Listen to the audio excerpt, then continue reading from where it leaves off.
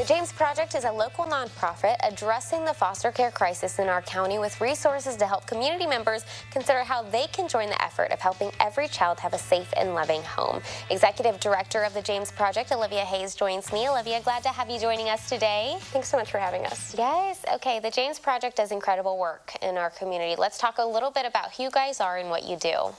The James Project, we exist to serve foster families in our community. We're based out of Sangamon County in central Illinois, and we just do that. We serve foster families through all of our programming. Our three main ways that we do that is through our James Project homes. We buy large homes in central Illinois. We make them really beautiful, and then we rent them to foster families for $1 a year. With that, we provide wraparound support for the family, just allowing them to have a bit of breath of fresh air. They're doing a really tough and expensive job, and we want to be there to support them.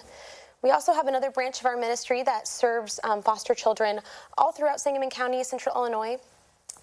When they're placed into a new home, we call that the closet. We collect resources. We're able to provide those straight back to foster kids as they're placed into a new home. So they have caseworkers submit requests to us, and then we service them with shoes, coats, clothes, bedding, beds themselves, hygiene kits, whatever they could need as they move into a new home, and make that stay really easy for them.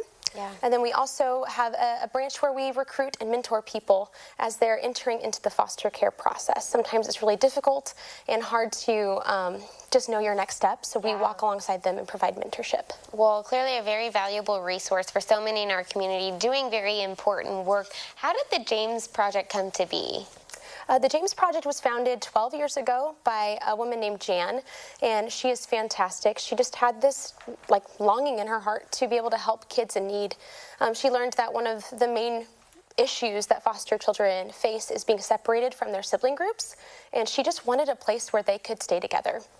And that's kind of where the James Project homes were birthed out of that idea of just keeping sibling groups together, supporting foster families as they do hard work, and making sure the family unit is healthy. Yeah. What those kids experience, I mean, I truly can't even imagine how difficult it would be on so many different levels.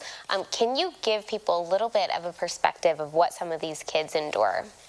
Yeah, we describe it, the foster care situation in Illinois in general is not even in a crisis anymore. It's in a state of emergency.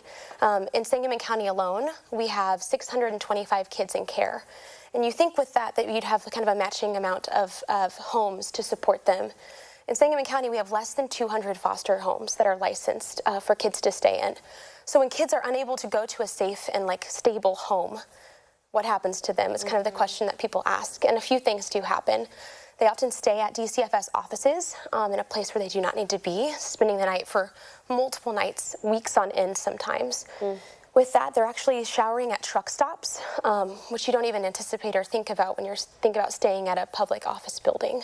Yeah. On top of that, kids can be put into hospitals, mental health institutions where they don't need to be, or shipped away to different group homes that are also outside of their community.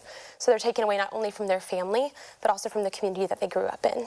So it's really in an actually emergency state where we need people to step up and be there for the kids in need. Yeah. And where does the James Project come in to situations like that where there's these kids that they're wonderful kids and they just need a place to go? That's literally the bottom line. They need a community member that has a safe and open home to them. But where does the James Project come in that process and help connect them with those homes? That's a great question. So we are not necessarily a licensing agency on our own. We're what we call a bridge organization. So we work with both the families, the foster families, and the agencies in Sangamon County mostly to connect those opportunities. We also provide a lot of engagement events where people who are thinking about becoming a foster parent can actually take that next step and make that a reality. Because a lot of people sit on this for, sometimes as long as 7, 8 years of thinking, I need to do this thing, I need to do this thing. And we get to provide that last push that says, you can do this thing and we're here to support you in it.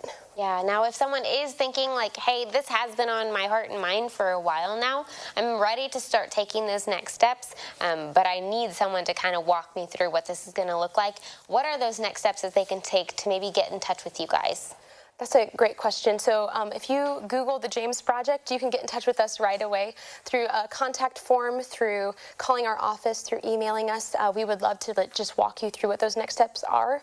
But some of the things that you can do just practically would be to look at your local DCFS office and figure out when your next set of classes that you need to take to get licensed would be. I know that in Sangamon County, the next one is on June 29th. So you can just look and see in the schedule where you could maybe start fitting that into your schedule.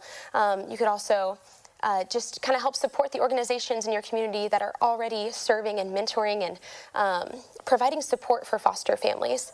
We love when people come alongside us and can provide wraparound support for families, whether that's helping with yard work, making cookies, making meals. There's so many tangible little things we can do to create an environment of support for people. Foster parents are quitting at such an alarming rate.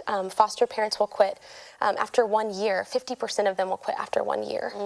So if we can retain the people who are already invested in doing that through providing support for them, I think that it will just make a better community for all of us. Yeah, there's so many different ways for people to get involved, whether that is making cookies or whether that's opening your home and beginning this process of caring for a child in our community. We appreciate the work that you're doing here. And of course, if you are interested in maybe learning more about the James Project or beginning this journey and helping give a child a safe home, we'll connect you with all the details over on our website, sayliving.tv.